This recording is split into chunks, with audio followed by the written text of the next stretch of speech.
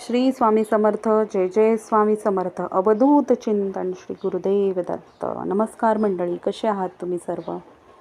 आज मी तुमच्यासाठी स्वामींची प्रभावी सेवा घेऊन आलेली आहे. म्हणजेच की बऱ्याच लोकांना माहिती असेल, पण ज्यांना माहीत नाही त्यांच्यापर्यंत ही पोचेल ही अपेक्षा करते. स्वामी सेवा करणं काही अवघड तर नाही आहे, हे तुम्हा सर्वांनाच माहिती आहे की आपलं मुखामध्ये स्वामींचं नाव जरी असलं तरी ही स्वामी सेवा होते. म्हणजे घरात, ऑफिसमध्ये, म्हणजे कुठेही आपण असो, तर मुखात नाव असलं तर ती स्वामी सेवाच होते. आणि आपल्या मुखातून नाम घेणं म्हणजे हे स्वामी स्वतःच करून घेतात कार्य आपल्याकडून. खूप साऱ्या लोकांना कसं एक इच्छा असते, इच्छापूर्तीसाठी म्हणजे स्वामींची सेवा कशी करायची, काय करायचं, खूप सारे प्रश्न असतात. पण एक छोटीची स्वामींची प्रभावी सेवा मी आज तुम्हाला सांगणार आहे. तर ती सेवा अशी आहे की स्वामी चरित्र सारामृत हे तर सर्वांना माहितीच असेल, बरोबर?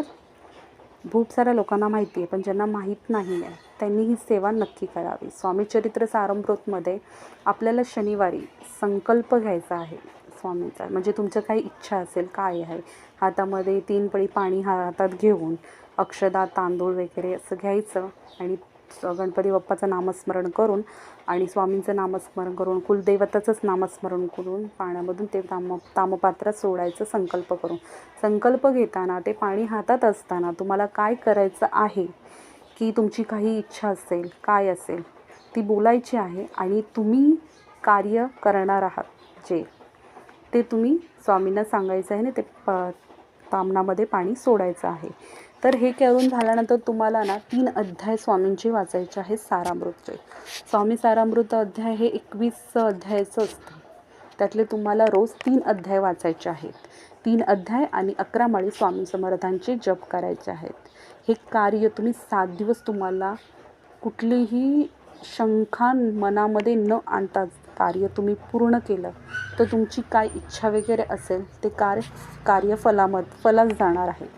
म्हणजे बघा, आपण एखादं कार्य करतो आहे आणि म्हणजे एखादं काम करतो आहे, तर आपण करतो आहे छान मस्तपैकी एखादं जेवण म्हणा करताना आपण मस्त मनापासून केलं आहे आणि दुसऱ्याने येऊन त्यात शंका कुशंका काढली की हे झालं असेल की नाही, ह्यात मीठ बरोबर असेल की नाही, तर आपल्याला थोडंसं वाईट वाटतं ना की असं का बोलतं. तर तसंच आहे आपल्या स्वामींचं पण, की आपल्याला हे कार्य करताना निशंक श्रद्धेने आणि भक्तीने करायचं आहे की आपले स्वामी काय करतील, स्वामींना कसं वाटेल, स्वामींना बरं वाटतं आहे ना, त्यांच्याशी बोला तुम्ही. या 7 दिवसामध्ये तुमचं कोणतेही कार्य असेल ते पूर्ण नक्की होईल. तर मी परत एकदा सांगते की स्वामी चरित्रचे 3 अध्याय आणि 11 माळी जप तुम्हाला मनापासून करायचे आहे संकल्प सोडून.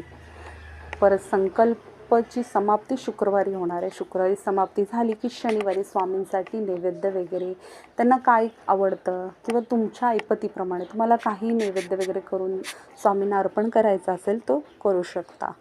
तर ही सर्वात मोठी प्रभावी स्वामींची सेवा आहे.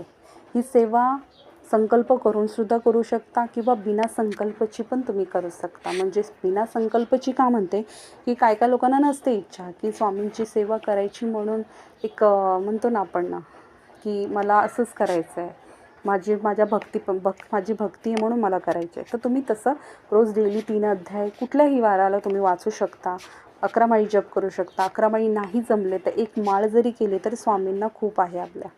सो गाईज, तुम्हाला हे सर्व ही सेवा तुम्हाला करायची असेल किंवा तुमच्याजवळ कोणी दुःखात असेल किंवा ज्याला गरज असेल तर ही सेवा त्याला तुम्ही नक्की सांगा. ही स्वामींचरणी प्रार्थना. कदाचित माझ्या मुखातून स्वामीही बोलत असतील की तुम्ही ही सेवा त्या लोकांकडं पोचवू शकता किंवा तुमच्या इच्छेपर्यंतसाठी पण तुम्ही करू शकता. तर तुम्हाला आवडलं असेल तर लाईक करा, शेअर करा. श्री स्वामी समर्थ. जय जय.